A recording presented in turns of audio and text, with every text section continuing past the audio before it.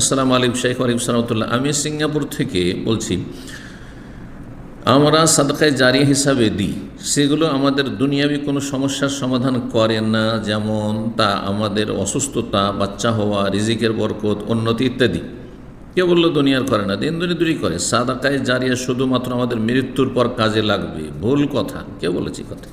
দুনিয়াবি কোনো কাজে লাগবে না, যেমন মসজিদের দান, ইসলামিক বই, কোরআন দান, এগুলো সাদকায়ে জারিয়া, কিন্তু দুনিয়ায় কোনো কাজে লাগবে না, একেবারে ভুল কথা। যিনি বলেছেন জেনে শুনে বললে তো পথভ্রষ্ট, আল্লাহ হেদায়েত করুক।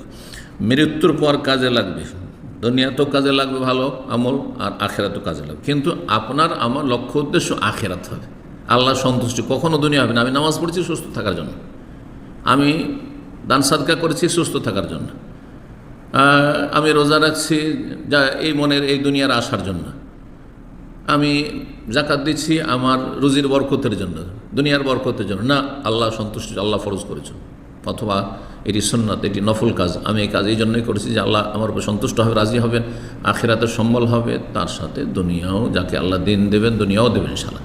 রব্বানা আতিনা ফিদ দুনিয়া হাসানা ওয়া ফিল আখিরাতি হাসানা।